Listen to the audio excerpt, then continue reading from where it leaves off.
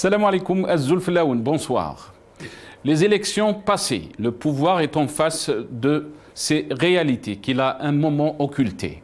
Quelle feuille de route face à des résultats qui tardent à être rendus publics par des raisons que l'on devine? En effet, comment rendre la fraude légale, équilibrée en fonction des intérêts de groupes, de personnes tapies dans l'ombre qui manipulent et menacent sans état d'âme afin de faire élire dans les villes importantes leurs compères pour bénéficier encore une fois d'indus avantages. La fraude est intimement liée au degré de corruptibilité des candidats. Les tenants de la Nouvelle-Algérie ont, par la faute de ces dirigeants illégitimes, perdu toute crédibilité et par là même se sont complètement disqualifiés auprès du peuple. Le taux de participation évidemment revu à la hausse par les services nous indique toute l'indifférence que vous avez manifestée le peuple algérien. Pour le système, la boucle a été bouclée. Est-ce vraiment ou rupture avec ce régime a été confirmée? Les élections vont-elles régler le problème de la crise sanitaire, de la crise économique et financière, de la cherté de la vie, des inondations, des robinets secs ou de la crise politique que vit notre pays? Peut-on faire semblant de changer de façade politique tout en gardant les mêmes mécanismes d'un système politico-militaire affaibli par le Hirak? Ces élections ont-elles solutionné le problème du chômage des jeunes? Vont-elles apporter toute la vérité sur les incendies de cet été? Ou, faut-il le rappeler, il y a eu plus de 250 décès? Ces élections vont-elles accélérer les enquêtes suite au manque d'oxygène cet été face à la crise sanitaire, aux incendies et aux inondations qu'a subi le pays? Hélas, non. Le pays a besoin d'un autre projet, d'une autre dynamique. Il a besoin d'être libéré. Il est illusoire de rechercher des issues à la crise générale économique, politique et sociale dans de vaines approches techniques, financières ou électorale. La sortie du modèle rentier, la création d'une base productive moderne et la réhabilitation de l'État passent nécessairement par le dépassement des formes autoritaires de gouvernement, d'un pouvoir ossifié. Tout comme la reconstruction nationale est conditionnée par le respect des libertés publiques, de l'État de droit, tout simplement. C'est à ces conditions que la société libérée retrouvera confiance dans un destin, que le peuple pourra enfin mobiliser les moyens de reconstruire un État viable dans lequel il se reconnaît pleinement, que l'Algérie, dans sa très ancienne dynamique d'émancipation et sa soif de liberté, soit à même d'organiser enfin un futur où toutes et tous trouveront des raisons de vivre et d'espérer. Et là, il faut le rappeler que le Hirak est en pause. Il se doit de revenir plus fort, plus mûr, plus entreprenant avec son projet alternatif pour construire l'Algérie des droits, des libertés, de la tolérance, une Algérie forte et puissante économiquement, socialement généreuse, démocratique dans sa pratique.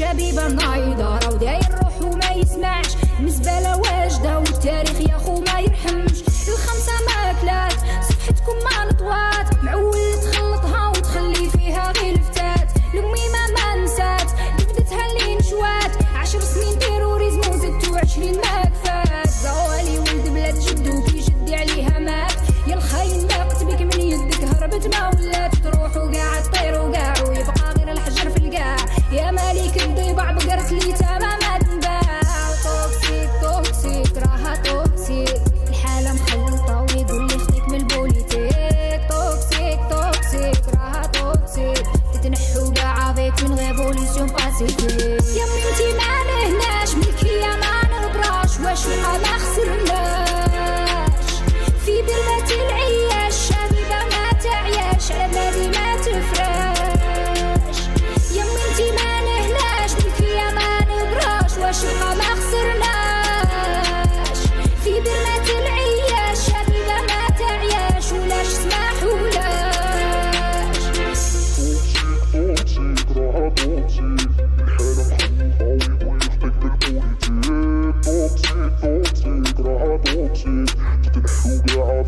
révolution pacifique. خفنا عليها زمان من الغلطة نتاع زمان غصة في القلب سكتنا باش تبقى هي ثمان طال الحال الشاب زوالي من التخمام غرقته في الزطلة راضي زيسبيري ما يلام يا القاضي عدل في حكام كاين ربي فوق المال موحدو كيتو هو البندية ما عليه كلام شفنا بعينينا سنين وبقينا حاصلين بين وبين بين حكم الميت ولا الشر وكلاش القتالين طحتو في اليدين ما نسمحو اليوم الدين نموتو ماشي خسارة وتبقى بلادي في العينين ضحيتو بالقلاليل مازال شافيتي قنتورين باسي كريمينال تروحو فيها قاع يا السراقين حرية لا بديل طرنا ومبقيناش خايفين خرجنا قلنا كلمتنا وللور ما رانا راجعين حرية لا بديل طرنا مبقيناش خايفين خرجنا قلنا كلمتنا وللور ما رانا راجعين توكسيك راها توكسيك الحالة مخلطة ويقول لي خدك من البوليتيك توكسيك راها توكسيك اسمع السون استغل دي توكسي نقيلك ودنيك يمي انتي ما نهناش ملكية ما نبراش واش بقى ما خسرناش في بلاد العياش شبيبة ما تعياش على بلادي ما تفراش يمي انتي ما نهناش ملكية ما نبراش واش بقى ما خسرناش في بلاد العياش شبيبة ما تعياش ولاش سماح ولاش يمي انتي ما نهناش ملكية ما نبراش واش بقى ما خسرناش في بلاد العياش شبيبة ما تعياش على بلادي ما تفراش يمي انتي ما نهناش ملكية ما نبراش واش بقى ما خسرناش. Élection locale, le pouvoir face à la réalité. C'est le titre de notre émission pour ce soir. Et pour en parler, j'ai le plaisir d'accueillir dans cette émission l'équipe type, si on peut dire. Notre ami Idir Nouran, analyste politique, est avec nous depuis Paris via Skype. Idir, bonsoir, merci d'être avec nous. Marhaba bik. Ravi de vous retrouver et merci pour votre invitation. Merci cher Idir. On aura aussi par Skype Brahim Younsi, cadre MDA 82-88 depuis Paris. Je pense qu'il est avec nous. C'est Brahim. Marhaba bik, c'est Brahim. Bonsoir. Merci beaucoup. Je vous salue. Je salue mon ami Idir. Il a rajeuni depuis qu'on ne se voit plus. On aura aussi... On aura dans cette émission notre ami Abdou Semmar, journaliste, directeur d'Algérie Part, qui est avec nous aussi depuis Paris via le téléphone, par téléphone. Abdou Semmar, bonsoir, merci d'avoir accepté l'invitation. Marhaba bik, Abdou. Bonsoir Nasser, merci beaucoup pour ton invitation et mes salutations à tous les autres invités. Merci cher ami, on aura aussi d'autres invités dans cette deuxième partie de l'émission. Mais je vais commencer cette émission avec vous Abdou Semmar, je sais que vous n'avez pas beaucoup de temps. Merci d'avoir accepté l'invitation, donc on va vous consacrer ce début d'émission pour vous. Abdou Semmar, donc si on revient un peu sur ces élections locales, le régime est en train de dire que la boucle a été bouclée pour lui, donc il a décidé de faire des élections présidentielles, il a réussi. On a Abdelmadjid Tebboune qui est président de la République, qu'on le veuille ou non. Il a décidé de faire une constitution, il l'a eu. Il a décidé de faire des élections législatives, il les a eues aussi. Et là on boucle la boucle donc avec ces élections locales. Est-ce qu'on peut voir la chose de cette façon, Abdou Semmar, ou bien au contraire? On est toujours en crise et que la boucle est loin d'être bouclée. C'est absolument la façon dont tu as résumé la situation actuelle de notre pays, Nasser. Elle est juste.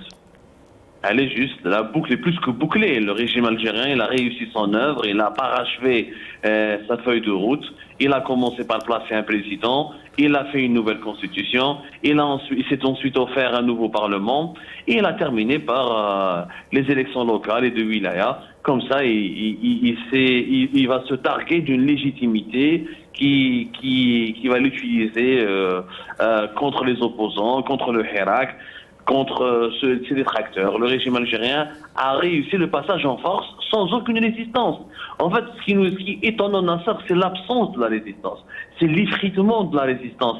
C'est l'effondrement même de cette résistance citoyenne qui est née le 22 février 2019.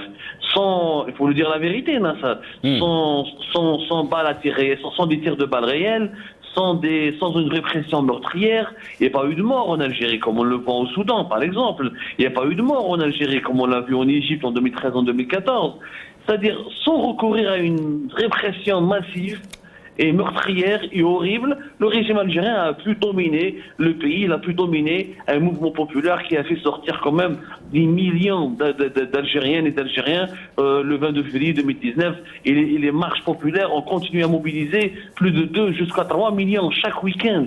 Alors, imaginons, le régime algérien, il a pu domestiquer ce mouvement, il a pu le dominer, il a pu lui damer le pion. C'est tout simplement impressionnant du point de vue géopolitique. C'est rare où les régimes, excepté la Birmanie, tous les pays du monde, faisant une petite chronologie, où il a un retour en arrière, où il a une revue de presse internationale, pour le terme soit plus exact. Et il n'y a aucun régime qui a pu imposer son agenda de la manière la plus facile que le régime algérien. En Birmanie, les généraux birmans ont tué, ont massacré, ont massivement emprisonné. Au Soudan, on est en train de le voir. Au Yémen, c'est la guerre civile. En Syrie, c'est la guerre civile. En Libye, Haftar n'a pas pu conquérir tout le pays. Toutes les autres dictatures, en Biélorussie, il y a une répression beaucoup moins meurtrière, certes, mais beaucoup plus musclée que celle qui est en Algérie. Finalement, il n'y a qu'en Algérie où le régime il a pu gagner facilement. Pourquoi?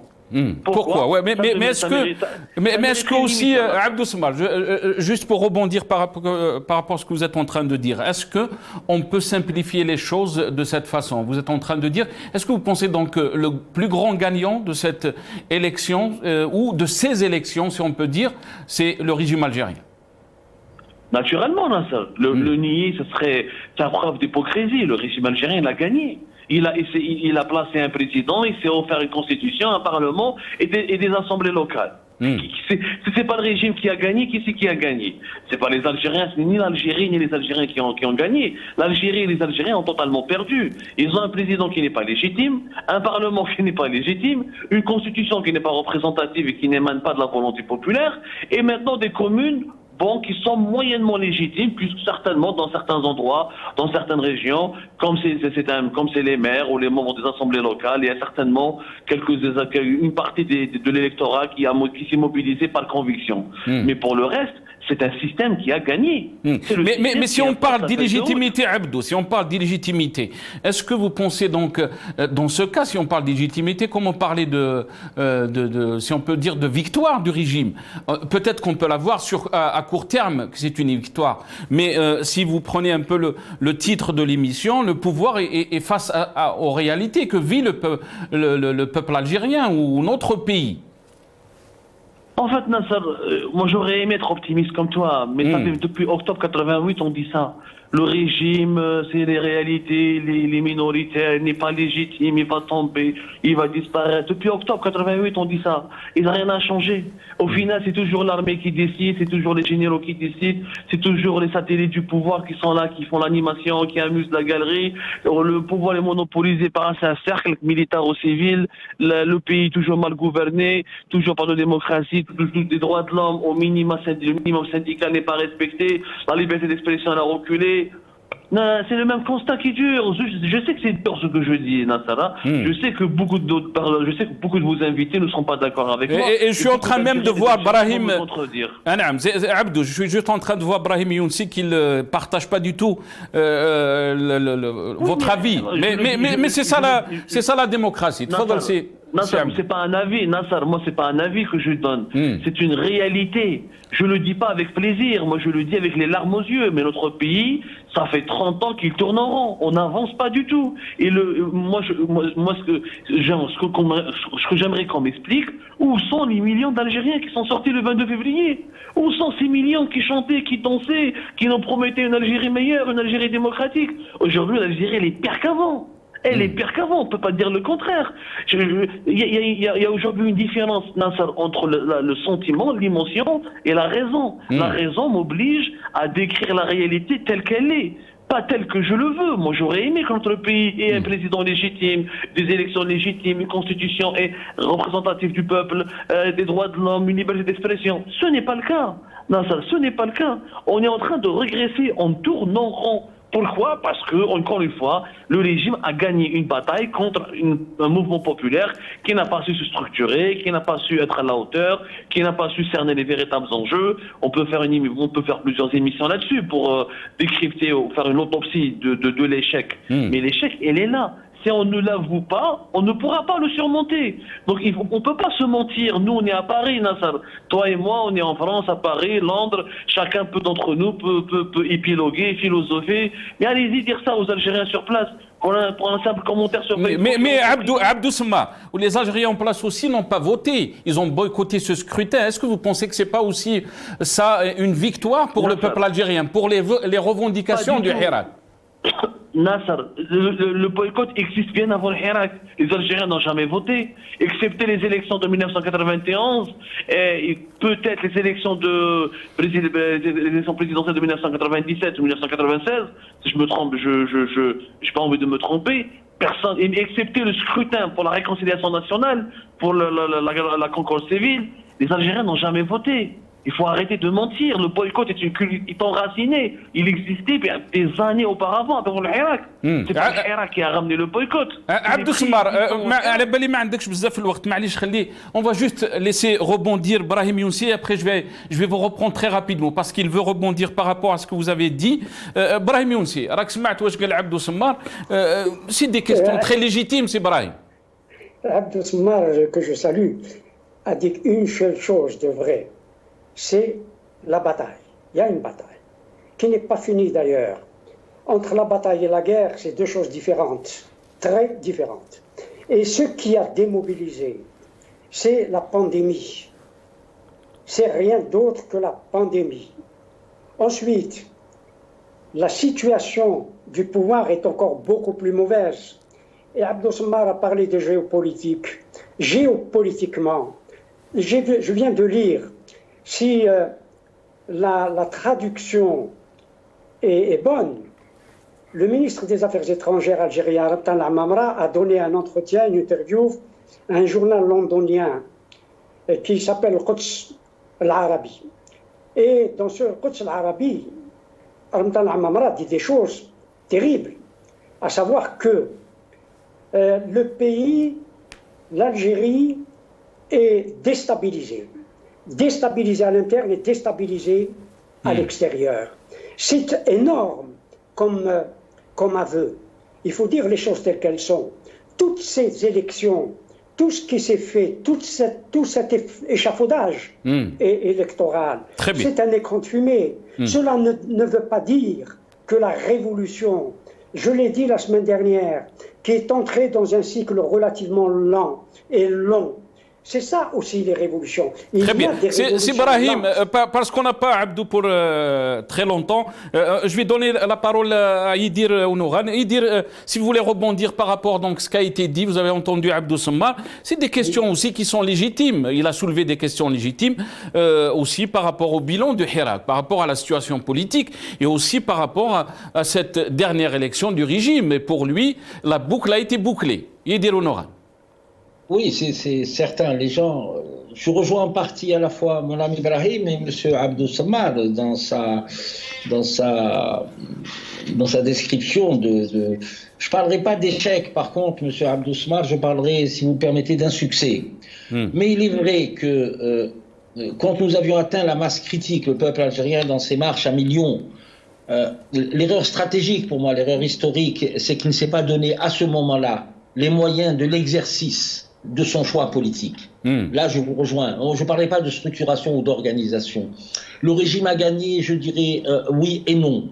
Il y a aussi, il faut noter la faiblesse, je suis désolé pour mes amis, nous les connaissons tous, la faiblesse de l'opposition qui n'a pas su faire corps complètement avec le Hirak et carrément construire le projet qui aurait permis d'arriver à un point de bascule, aussi bien au niveau du commandement militaire, parce que les intérêts étaient énormes, et nous n'avions pas, à cette époque-là, ce que je pourrais appeler les tensions de nature diverses à nos frontières et d'intensité diverses qui se sont un peu plus cristallisées.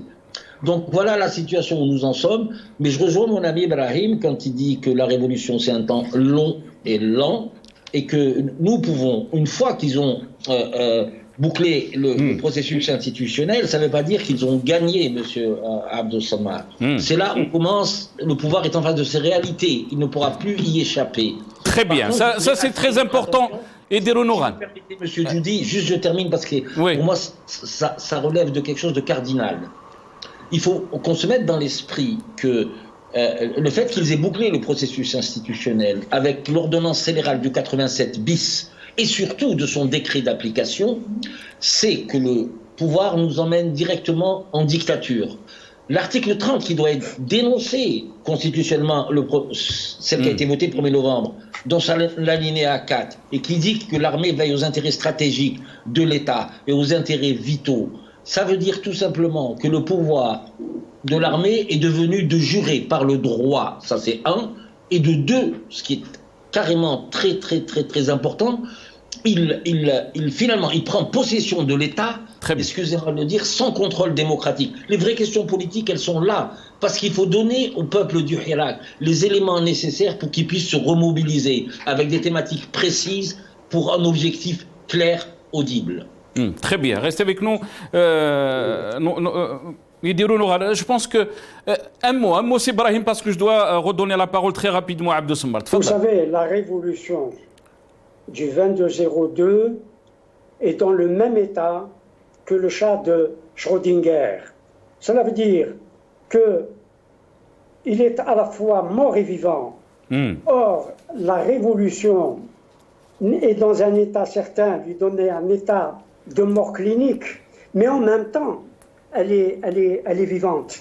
Vous savez, quelqu'un comme Metternich disait que la révolte a un corps contre lequel l'on peut lutter, mais la révolution participe du spectre. Cette révolution, pour certains, aussi participe du spectre. Très bien. On ne la voit pas, mais elle existe. Très bien, restez avec nous, c'est Brahim. Abdou Samar, vous avez entendu donc Brahim Younsi et Idirou Nouran. Et beaucoup vous diront, Abdou Samar, que peut-être on peut parler d'un reflux, mais ce n'est pas un échec de la révolution du Hirak. Et le combat, il va durer dans le temps. On a vu de très belles choses depuis 2019. Abdou Samar. Personnellement, j'apprécie l'optimisme de mes interlocuteurs et je leur dirai une seule phrase pour reprendre l'expression algérienne, de leur bouche à Dieu. Donc, j'espère que leurs souhaits, leurs vœux vont se concrétiser un jour. Après, moi, je suis cartésien. Je regarde la réalité telle qu'elle est, telle que se présente sous nos yeux. On parle de révolution, il n'y a pas eu de révolution. La révolution, on a des martyrs. Le Hirak n'a pas été une révolution. On est sorti, il y a eu de la joie, il y a eu des chants, il y a eu des cris. Ensuite, il y a les gars de l'armée qui ont récupéré la situation, ils ont délogé Bouteflika, ils ont imposé leur feuille de route. Ce n'est pas une révolution. Une révolution où on a mis de 300, 400 personnes en prison, le mouvement est totalement mort. Plus personne ne sort, plus personne, et on a mis que 400, 500 personnes. Si on compte tout le nombre depuis par exemple l'année 2021, on a compté le nombre des arrestations, c'est même pas 2000 personnes. Donc le régime algérien n'a même pas réellement, il a arrêté uniquement 2000 personnes et tout le peuple a été effrayé et rentré chez lui. Arrêtons, regardons les yeux, regardez ce que les Soudanais sont en train de faire. Une quarantaine de morts et les Soudanais sont obligés, les généraux soudanais, à accepter un compromis. Regardez les Birmans, ils tombent comme des mouches dans les rues, mais ils continuent à lutter. C'est ça une révolution. Ce que nous avons fait en 22 février 2019 n'a pas été une révolution. Nous, on a cru, certains ont fantasmé, certains ont voulu croire que c'est une révolution. Le résultat est sous nos yeux. Donc, comme notre ami Ider l'a dit, c'est un processus politique qui mène vers l'instauration d'une dictature. Maintenant, il faudra non seulement renverser cette dictature, mais aussi remédier aux dégâts qu'elle va provoquer. Et les dégâts seront énormes, irréversibles sur le plan économique et social notamment. Il va nous falloir Maintenant, on ne sait même pas, les Algériens ne savent même pas pourquoi ils doivent se révolter. Est-ce qu'ils doivent se révolter pour avoir du pain et du lait, ou ils doivent se révolter pour avoir une vie digne, pour ne pas crever de faim, ou ils doivent se révolter pour avoir de la démocratie? Tellement la situation s'est complexifiée. Une révolution, il lui faut un esprit révolutionnaire. Il lui faut des mouvements révolutionnaires. Il lui faut des idées révolutionnaires. Il lui faut un projet révolutionnaire. En l'occurrence, nous n'avons pas eu de projet. Itnahaouga n'a jamais été un projet. Je connais Hadou Itnahaouga, on ne sait pas, on n'a jamais défini le qui doit partir, le qui doit les remplacer. Et bien aujourd'hui, voilà, nous avons un régime qui est beaucoup plus structuré, qui a gagné. Pourquoi? Parce que ça mériterait une émission que tu devrais organiser un jour. Les Algériens ne connaissent pas leur régime. Les Algériens ne connaissent pas comment fonctionne le système.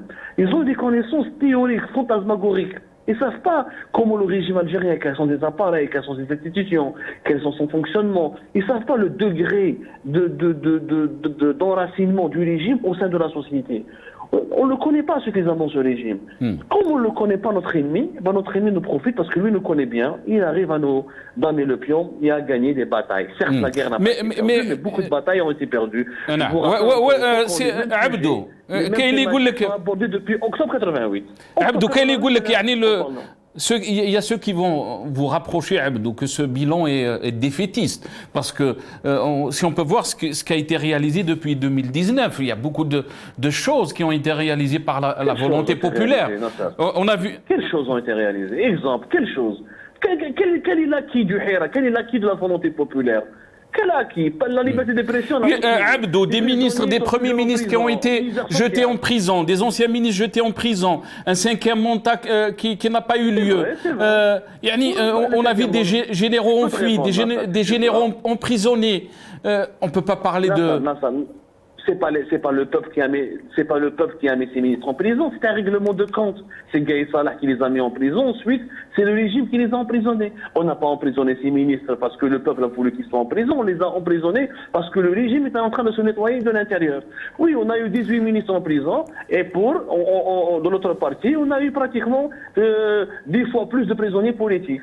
On est perdant on est perdu au compte, on est perdant au compte. Et même Macron, il a déclaré, Abdou Smar, il a déclaré que ce système politico-militaire a été affaibli par le Hirak. On ne peut pas dire que Macron aussi fait dans le fantasme, Abdou. Exactement, c'est très bien, c'est le beau mot, affaibli mais pas vaincu. Or nous cherchons des victoires. Parce que nous luttons depuis 88, nous luttons depuis bien avant la décennie noire, et on ne cherche pas à affaiblir un régime qui existe.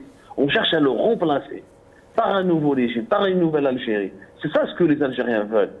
On n'est pas dans une affaiblir. Ça ne sert à rien d'affaiblir un régime s'il reste toujours en force, s'il reste toujours en place. Le débat se poursuit, je vous remercie. Yatik Saha Abdou, merci beaucoup, merci pour votre temps. Y contribuer. Merci Abdou, Yatik Saha, je sais que vous n'avez pas beaucoup de temps. Merci Abdou Smar qui était avec nous, journaliste et directeur d'Algérie Part. Brahim Youssi, je vous redonne la parole, c'est Brahim. Donc le constat et le bilan de Abdou Smar, c'est Brahim. C'est un constat éthérique. Je ne peux pas dire certaines choses. Seule une chose par rapport à Abdou Smar, parce qu'il est parti, dommage. Le problème, c'est que lui est dans la réalité, nous sommes soit dans les fantasmes ou dans les vœux. Je crois qu'il se trompe totalement. Il se trompe totalement. Il ne sait pas ce que c'est. Je suis désolé de le dire comme ça. Mais si Brahim, il y a des questions. C'est Brahim. Il y a des questions qui sont légitimes aussi, qui ont été posées par Abdou Smar. Le rôle de l'élite, le rôle de l'opposition politique. J'en ai personnellement et dire aussi souvent parlé de l'opposition politique. Ce que je veux dire, c'est que s'il savait lire une situation politique, et il doit savoir lire la situation politique, le pouvoir d'Alger n'a jamais été ou n'a jamais atteint ce syndrome obsidional. Le pouvoir lui-même reconnaît qu'il est assiégé, qu'il est en situation d'assiégement. Ça, c'est d'importance capitale. C'est dire que le pouvoir est dans une situation extrêmement difficile, d'une part, et d'autre part, Abdou Smar n'est pas là pour pouvoir répondre. Ça aussi est visible, à savoir que le pouvoir d'Alger ne contrôle pas véritablement, je dis véritablement, et ça a son importance, les territoires. Il ne contrôle pas véritablement les espaces, et surtout, il ne contrôle pas les populations. Et nous l'avons vu avec ces dernières pseudo-élections. C'est dire que le pouvoir est dans une situation, à la fois sur le plan interne, qu'elle soit sociale, économique ou politique, voire sécuritaire, extrêmement difficile, dans une situation d'instabilité, de déstabilisation. Et le ministre des Affaires étrangères l'a reconnu aujourd'hui dans un entretien à un journal londonien.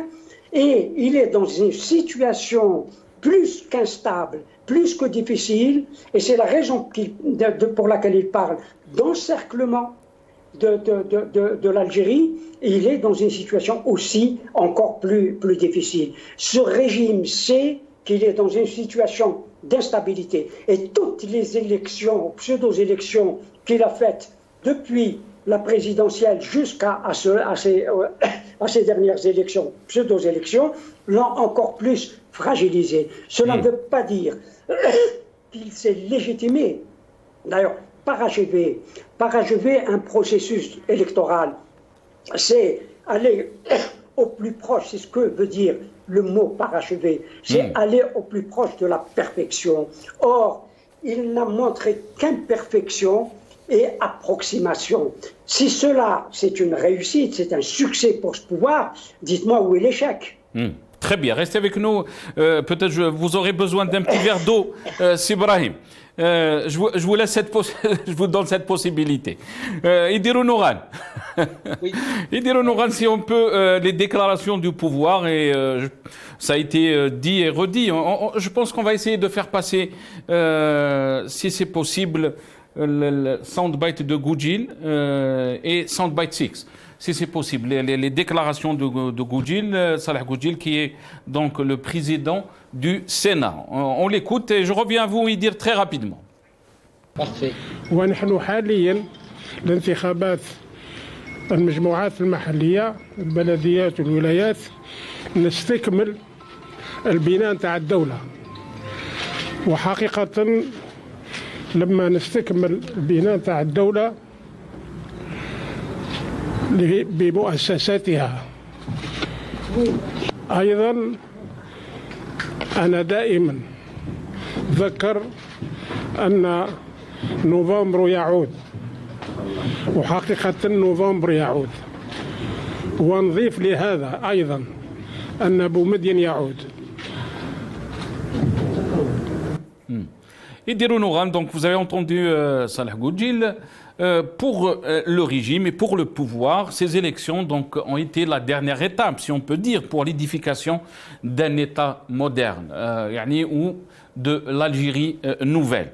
Est-ce que vous pensez que ces élections sont donc la dernière étape? Est-ce que ces élections ont été une réussite pour le régime ou bien au contraire? C'est un échec total pour le régime et c'est une réussite et une victoire, si on peut dire, pour le peuple du Hirak et aussi les partis d'opposition qui ont été avec les revendications du Hirak. Idirou Nouran. Moi, je dirais que c'est la volonté du système d'aller au parachèvement du processus institutionnel. Il est allé au bout de sa logique. Et ce n'est pas étonnant. Il est regrettable que des partis dits de l'opposition aient participé par manque de visibilité, par manque, je dirais même de courage politique, d'être dans la cohérence politique, sachant qu'ils avaient déjà boycotté l'élection présidentielle, le référendum de la Constitution et les législatives. Là, c'est un autre débat.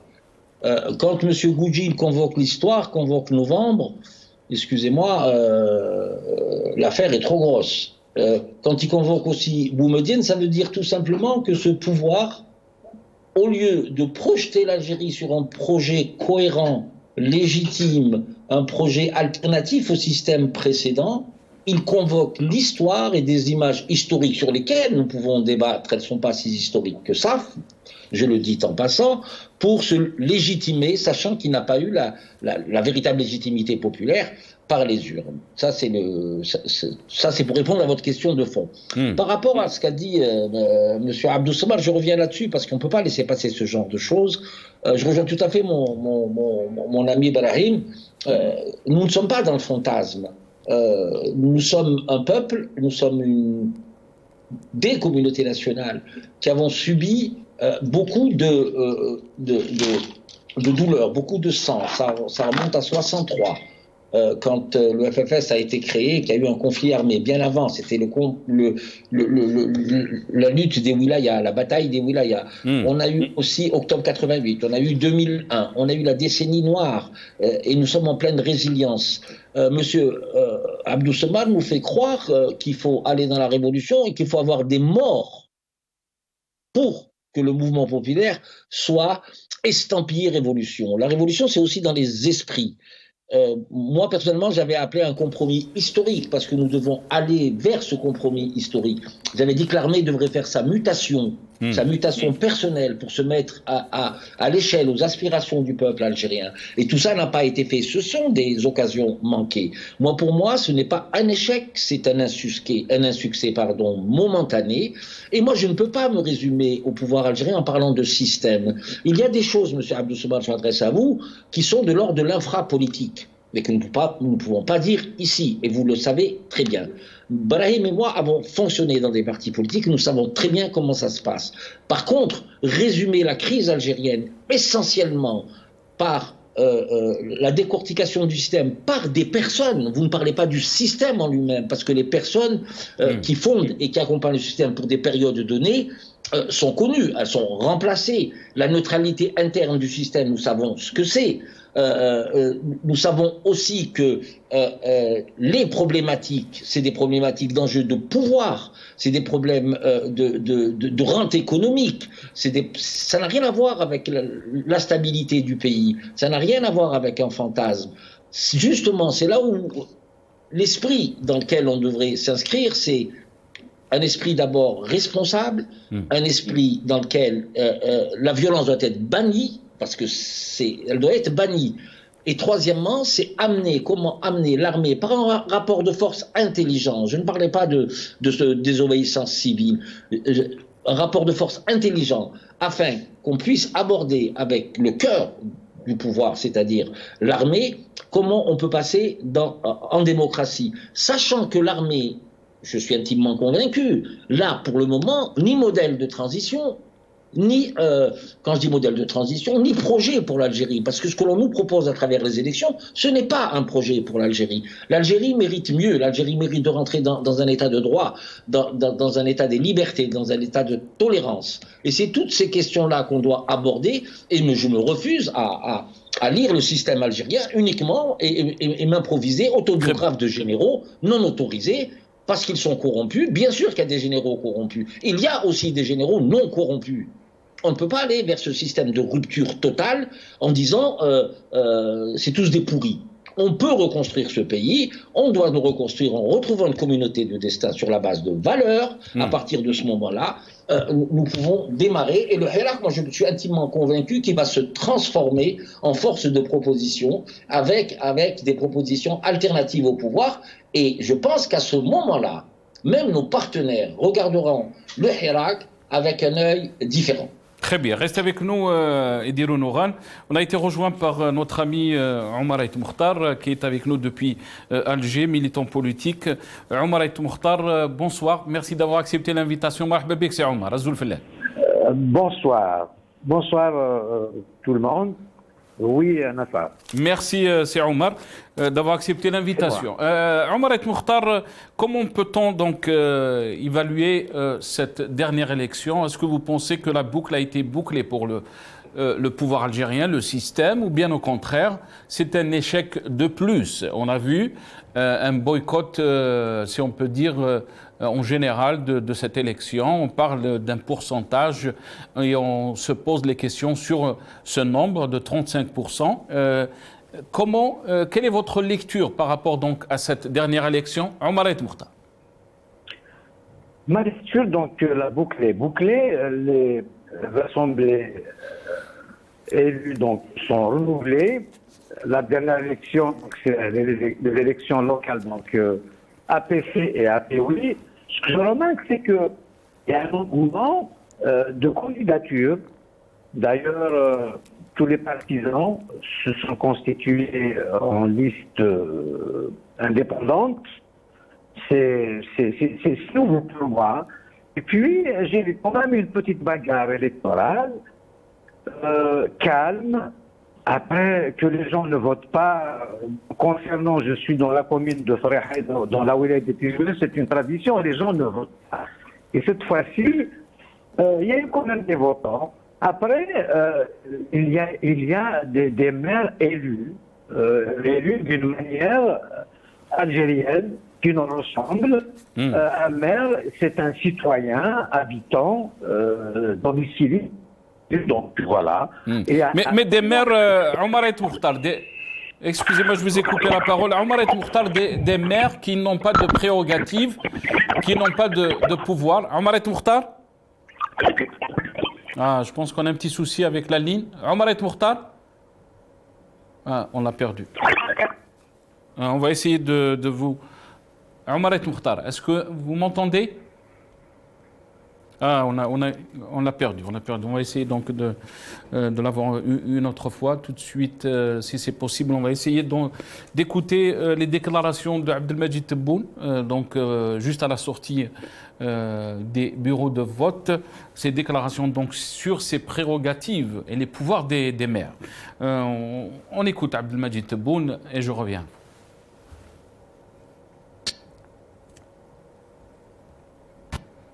في المؤسسات الانتخابية تاع الدولة، وانتم تعرفوا أن المؤسسة القاعدية l'institution de base de l'État c'est la commune ومن بعد الولاية les collectivités locales. صح ما عندهمش صلاحيات قوية اليوم، لأن مثل ما قلت صلاحيات تتطلب إمكانيات، والإمكانيات ما هيش موجودة عندهم. الإمكانيات تقريبا كلها ممركزة ضرائبيا وغيرها. إن شاء الله هذا الشيء كل نراجعوه إن شاء الله في 2022 تكون مراجعة جذرية بالنسبة للجماعات المحلية إن شاء الله. Donc, Abdelmajid Tebboune est en train de promettre que tout cela va changer en 2022 par rapport à ses pouvoirs, prérogatives, mais en même temps, la question qui se pose, on écoute ce qu'il a déclaré aussi dans cette rencontre avec les journalistes devant les bureaux de vote. On écoute Abdelmajid Tebboune.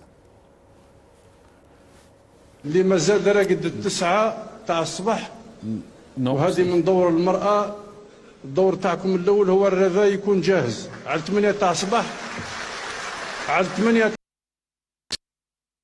سياحة وحدها منفردة بدون الوزارة وبدون حرية، والاستقلالية تاع البلديات تتماشى مع إمكانيات المالية تاع البلدية. ونحاول كيفاش نخلق البلديات مداخل أخرى من غير المداخل اللي موجودة حاليا. السلام عليكم. ميلود بن علي صولي، مراسل الإخبارية السورية من الجزائر.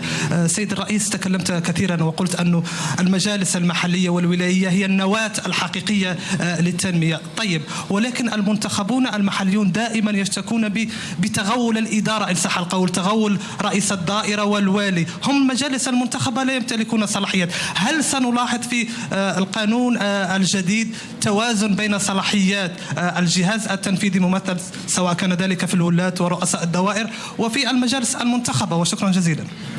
شكرا. صلاحيات ما هي الصلاحيات اللي طالبين بها؟ الصلاحيات اللي عندك انت امكانيات باش تمارسها ماديا وماليا، اهلا وسهلا. اما باش تخلي مؤسسة يعني كل الاموال اللي تدفق فيها اموال الخزينة العمومية، والأموال تاع الخزينة العمومية لها قوانين خاصة في تسييرها وفي صرف هذه الأموال.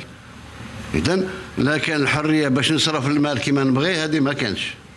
كل مال يصرف لازم رقابة عليه وعنده قوانين تاع صرف الأموال العمومية لأنها أموال المواطنين.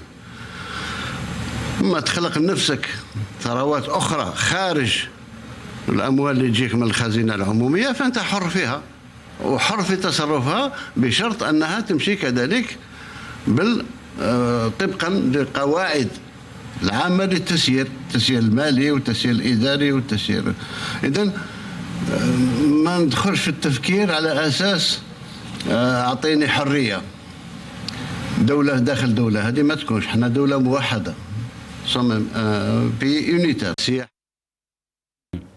Donc ça, c'était les déclarations d'Abdelmajid Tebboune. Beaucoup pensent qu'il dit une chose et son contraire. C'est Brahim, quand on écoute Abdelmajid Tebboune, dans les premières déclarations, il parle de légiférer par rapport aux prérogatives des APC, des APUI aussi, en 2022, mais aussi dans la deuxième déclaration, il dit nous sommes un pays unitaire. Qu'est-ce qu'on peut comprendre à travers ces déclarations? C'est vrai. Littéralement, c'est-à-dire que les municipalités, que les institutions locales n'auraient pas d'autonomie, tout simplement, que le pouvoir ne sera pas décentralisé, qu'il y a un État qui décide pour tout le monde. Mais si vous me le permettez, je reviens juste un moment sur la révolution. Il me semble, et je suis dans la réalité, et non seulement dans la réalité, mais dans le réalisme, à savoir que les raisons profondes, et c'est ça qui est important, les raisons profondes de la révolution n'ont pas disparu. Au contraire, elles sont encore plus prégnantes aujourd'hui. Il y a plus de raisons aujourd'hui de poursuivre cette révolution. Et contrairement à ce qui a été dit et à ce que l'on pense, c'est que le peuple n'est pas inerte. Il n'a pas démissionné. Il est toujours dans l'action. Il est clair que cela est une réalité, est une vérité, et chacun peut le constater. Nous ne sommes pas aveugles, nous regardons ce qui se passe dans notre pays, même si nous ne sommes pas dans le pays. À savoir que la pandémie, qui a d'ailleurs surpris le monde entier, a empêché en effet l'accélération. Au lieu qu'il y ait un effet d'accélération dans cette révolution, et nous l'attendions tous, hélas, la pandémie a eu l'effet contraire, c'est-à-dire une décélération de la révolution jusqu'à son arrêt momentané. Et il n'y a pas eu de ce fait la progression de la révolution, parce que la révolution, à mon sens, devait passer de l'occupation des espaces, et nous en avions parlé souvent avec mon ami hier, de passer des espaces aux lieux, et au lieu de pouvoir. Les Algériens commençaient à penser, de mon point de vue, à aller vers les lieux de pouvoir, à occuper les lieux de pouvoir, manifester et contester devant les lieux de pouvoir. Hélas, la pandémie a surpris tout le monde, a fait que la situation a changé du tout au tout, pratiquement. Sinon, dans quelle situation, dans quel état est l'Algérie aujourd'hui? Hélas, et ça nous le constatons, et c'est une réalité irréfragable, c'est que l'Algérie est un bateau qui est en pleine tempête. Il faut dire que la tempête est encore là. C'est un ouragan qui va secouer ce pays, un ouragan populaire. C'est ça aussi, et ces pseudo-élections qui viennent d'avoir lieu ont démontré de façon claire que l'ouragan arrive à un moment ou à un autre. Très bien. Restez avec nous, c'est Brahim. Idirou Nouran, je pense qu'on a perdu Omar Ait Mokhtar encore une fois. Il est avec nous. Idirou Nouran, je vais revenir très rapidement à vous. Je sais que vous avez le droit de parole maintenant. Et je vais vous le donner, ne vous inquiétez pas. Omar Ait Mokhtar, est-ce que vous êtes avec nous, Omar Ait Mokhtar? Oui, je vous entends bien. Ah, très bien. On vous a perdu. Donc, vous avez commencé à parler de ces élections. Beaucoup pensent que ces élections sont un échec encore une fois pour le pouvoir algérien. Quelle est votre impression, Omar Ait Mokhtar? Je pense le contraire. D'abord, c'est une élection. Il y a des maires et des présidents d'APUI élus. Alors, si vous posez la question est-ce qu'ils sont bien élus ou pas, on peut en discuter. Moi, la faute revient à ceux qui boycottent. D'ailleurs, pour moi, ceux qui boycottent n'ont pas le droit de parler de cette élection. Il y a un maire. Moi, ce qui m'intéresse, c'est ce que vont faire ces élus. Après, est-ce qu'ils peuvent faire beaucoup de choses? Omar Hayat Mokhtar, on a fait passer donc les déclarations d'Abdelmadjid Tebboune qui parlaient des prérogatives et des pouvoirs des maires. Est-ce que ces maires auront le pouvoir de faire quelque chose? Omar Hayat Mokhtar, sachant que jusqu'à maintenant, le maire n'a aucun pouvoir d'agir dans sa commune ou dans la wilaya où il est. Vous savez, est-ce que vous avez lu le code électoral? Moi, une municipalité, une mairie, une commune, elle se gère exactement comme une entreprise. Elle doit rentabiliser chaque parcelle de terrain, elle doit s'occuper de l'éducation et tout ça. Elle peut même emprunter de l'argent à la banque. Ça, c'est les textes. Personne ne le fait. Moi, je connais des jeunes qui sont élus. Ils vont y aller au charbon, c'est-à-dire ils vont être au devant de la scène contre le chef de daïra ou le wali, parce que ils appliqueront la loi à leur manière. Omar Hayat Mokhtar? Allô? Oui. Est-ce que vous m'entendez, Omar Hayat Mokhtar? Oui, très bien. Donc, j'entends. Vous avez entendu le président de la République, je vois ce qu'il a dit. Il a parlé des prérogatives du maire. Mais c'est au maire de s'unir pour faire avancer la loi. Ils n'ont qu'à demander aux législateurs fraîchement élus.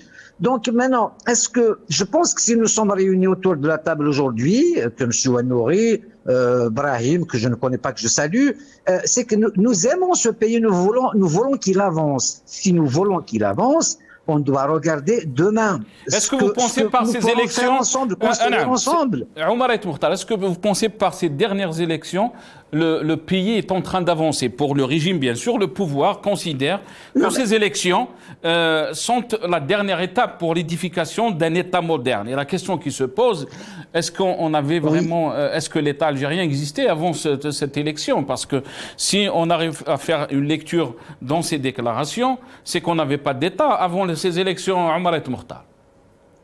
Non, il y a un État, il y a nos frontières gardées. Et je vous appelle d'Algérie. Demain, je vais voyager vers l'Europe. Nous sommes très bien. Il y a un président de la République qui a voulu donc renouveler les assemblées élues, et c'est la dernière étape. C'est le parachèvement du processus donc institutionnel. Après, si vous voulez qu'on parle de la qualité de l'élection, de la transparence et tout ça, ben chacun est responsable, chacun de nous est responsable. Alors celui qui boycotte n'a pas les absents ont tort, il n'a pas le droit à la parole. Pour moi, c'est mon avis. Et celui qui veut critiquer n'a qu'à participer d'abord. On ne peut pas critiquer sans avoir participé. Donc voilà, il y a un maire élu. Alors moi, ça me regarde de peu comment il est élu. Par contre, si tout le monde votait, c'est-à-dire on pouvait surveiller les urnes, on pouvait donc présenter des gens capables, compétents et tout ça. Donc mais moi, quand vous je dites, n'ai pas à critiquer. Omar Hayat Mokhtar, quand vous dites ça me regarde pas que le maire, la façon comment il a été élu, qu'est-ce que ça veut dire? Est-ce qu'il peut être élu par la fraude et on doit accepter ça? Non, mais la fraude, il faut participer massivement. Si vous ne votez pas, on peut utiliser votre voix à votre insu. Pourquoi on boycotte? Ça ne sert à rien de boycotter. Très bien, restez avec nous, Omar Hayat Mokhtar. On va donner la parole à Edirou Nouran. Donc, on est dans la dernière étape, d'après Omar Hayat Mokhtar, dans l'édification d'un État moderne. Et ceux qui ont boycotté sont responsables donc de leur échec, si on peut dire, pas l'échec du pouvoir. Tout d'abord, je tiens à préciser que je ne partage pas du tout le projet de M. Hayat Mokhtar et que je ne suis pas dans son camp. Ceci étant dit, et puis avec ces discours, il faut participer, ceux qui boycottent n'ont pas le droit à la parole. Je ne sais pas d'où vous sortez, M. Hayat Mokhtar, avec tout le respect que je vous dois, bien évidemment. Je ne reviendrai pas sur vos propos qui, pour moi, ne méritent pas d'être commentés. Par contre, quand on écoute le président de la République, ou M. Tebboune, parler des élus, parler du statut d'élu, parler des ressources des mairies, c'est quand même surréaliste. C'est vrai que la plupart des ressources sortent du trésor public, émanent du trésor public, elles sont soumises évidemment à des bonnes pratiques de gestion et ça paraît évident. Par contre, il suggère que les mairies peuvent éventuellement chercher des financements ou trouver des sources de financement extérieures à celles qui émanent du secteur public et évidemment qu'elles doivent obéir aussi à des modes de gestion évidemment codifiés parce que sans ça ce serait l'anarchie et l'ouverture à toutes les, que je pourrais appeler toutes les corruptions possibles. Mais il ne s'agit pas de cela, il s'agit tout simplement qu'il y ait un nouveau code des élus. On ne peut pas mettre sur un même plan la légitimité populaire à partir du moment où on a des élections qui seraient libres et qui seraient sincères dans le sens juridique, quand je dis sincère, dans le sens juridique du terme, on ne peut pas mettre sur un même plan un élu, un maire, un président d'APOI qui a la légitimité populaire au même niveau que quelqu'un qui est nommé par la haute, qui est de la haute administration, si on commence par le chef d'Aïra, le Wali, on ne peut pas les mettre au même niveau. Ça doit obéir à des normes, vérifier la constitutionnalité des décisions, des délibérations des maires, oui, mais en aucun cas l'État ne peut s'immiscer dans la gestion ou dans les projets que décideraient les assemblées populaires communales. Ce serait dramatique. Et puis il est temps qu'on fasse des différences claires entre ce qu'on peut appeler une déconcentration, une décentralisation, une régionalisation, une autonomie. C'est des concepts assez précis. Là, on ne peut pas. Nous sommes à peine, bien qu'il y ait des textes qui parlent de décentralisation, on est à peine dans la déconcentration. Et on ne peut pas fonctionner dans des mairies. On ne peut pas faire administrer nos compatriotes de Tamanrasset de la même manière que ceux d'Oran ou de Constantine. À un moment donné, qui est responsable de la gestion des communes? Ce n'est pas l'exécutif. Le responsable des communes, c'est l'engagement du maire et de ses élus, c'est l'engagement de la société civile qui l'entoure, c'est toutes ces questions-là. Et c'est pour ça que c'est kafkaïen.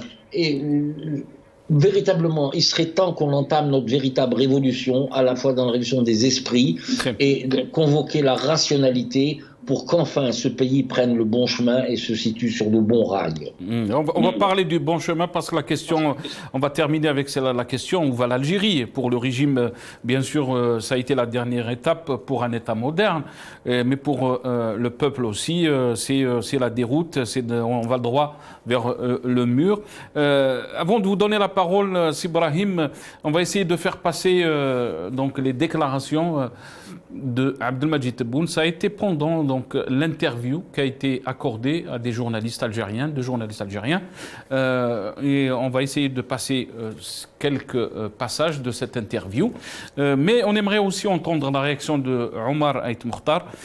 On écoute Abdelmadjid Tebboune.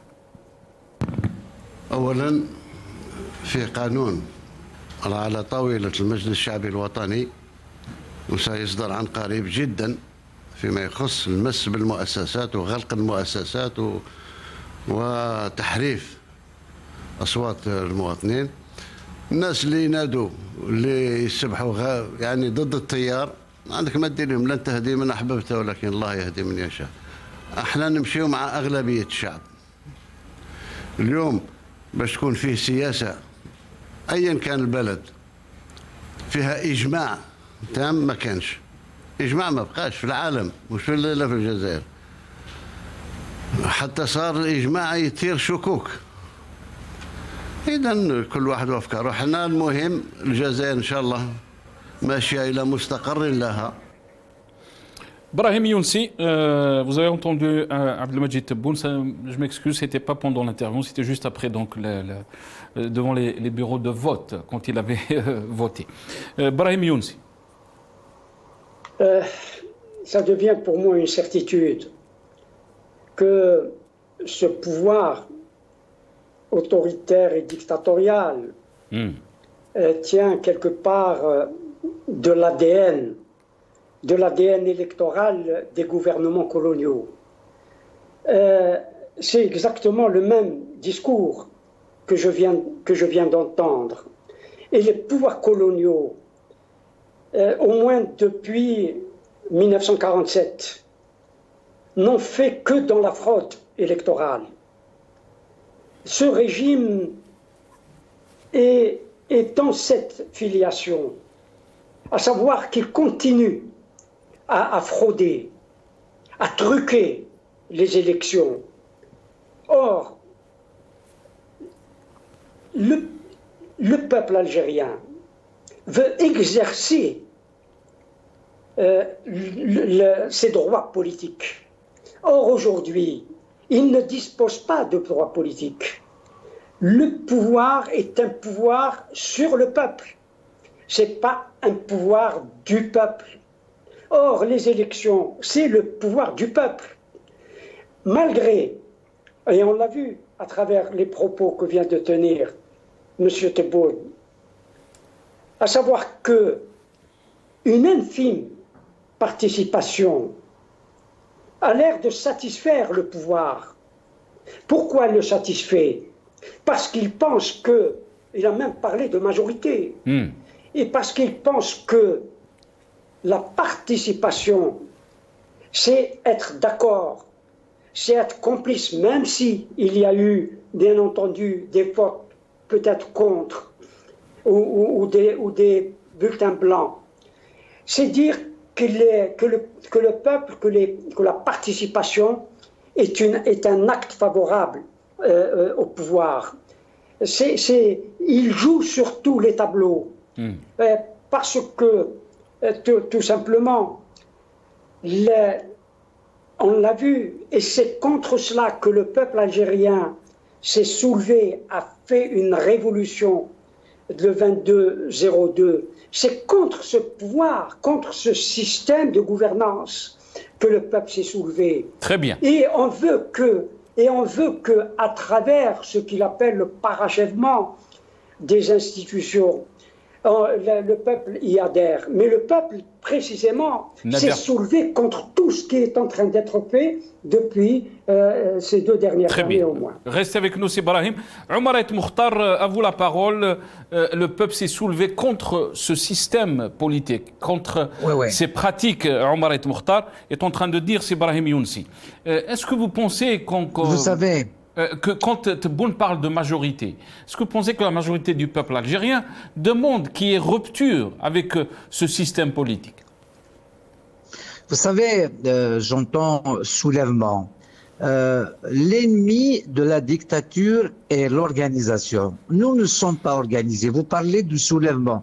Quand on se soulève anarchiquement, pendant 2 années, on marche tous les vendredis, machin, khawa, et puis il n'y a plus rien parce que les gens sortent sans programme, derrière un leader. On a oublié tout ça. Après, qu'est-ce qu'on veut tout casser? Donc, vous parlez du pouvoir. L'État tient les rênes. C'est normal.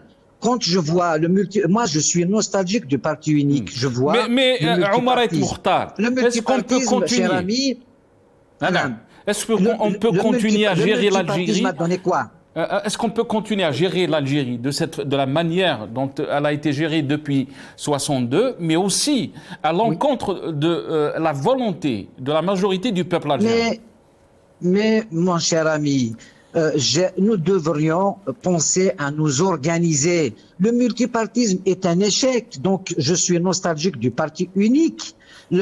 Parlons de la Kabylie, elle a été toujours bloquée par 2 partis régionaux qui sont la RCD, la FFS, des mairies bloquées. Il faut se rappeler tout cela. Que va faire le pouvoir? Nous devons, bien, on entend la décentralisation. Il faut se mettre autour d'une table, bien sûr, proposer une décentralisation apaisée, avec la participation de tout le monde.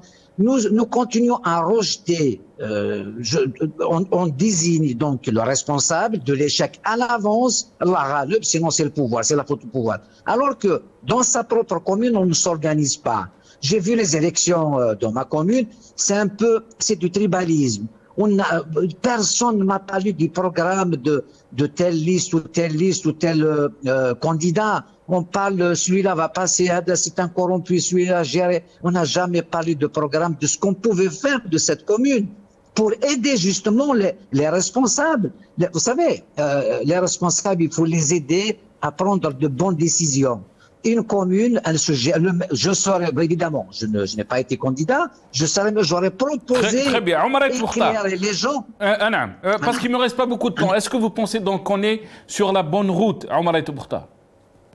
Non, mais la bonne route, c'est à nous de nous organiser. On ne veut pas parler d'organisation. On est dans un conflit perpétuel. On est contre, on est négatif. Or qu'il faut être positif. Très bien, il faut être positif. Restez avec nous, Omar Toukhtar. Mais il ne me reste pas beaucoup de temps, j'aurais aimé vous avoir plus tôt. Il faut rester positif et dire honorable.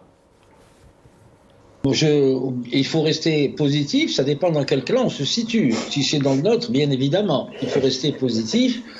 Et parce qu'il y a quelque chose, le contrat politique que nous propose le pouvoir, qui n'a que pour ambition que d'annihiler toutes les forces citoyennes et de mettre sous pression, la classe politique est terrorisée, la société est terrorisée, toutes les mesures et les dispositifs juridiques visant à éteindre la vie publique, la vie économique, la vie sociale du pays sont là. Maintenant, comment faire? Nous avons un paysage politique interne très difficile actuellement, aussi bien pour le pouvoir que pour nous. On risque de rentrer dans une espèce d'instabilité, et j'ai la crainte que la conjonction de la crise économique avec les exigences politiques du peuple du Hirak et du peuple algérien dans son immense majorité, quand ils feront jonction, nous risquons d'arriver à ce que j'appelle moi la rupture au consentement à l'autorité. Et ça, il faut en amont essayer de prévenir tout ça. C'est appeler ceux qui nous ont emmenés vers cette impasse à revenir à la raison et donner des signes d'ouverture profonds. Parce qu'il faut que nous, honnêtement, il faut que nous retrouvions les éléments fondateurs d'un nouveau pacte politique ou un nouveau contrat social et politique. Sans ça, on n'avancera jamais. Beaucoup de questions se posent à nous. La subordination du militaire au politique, c'est une question. La crise des institutions, comment redonner goût à toute cette jeunesse d'aller se présenter, de créer des associations, des partis politiques, ça prendra du temps.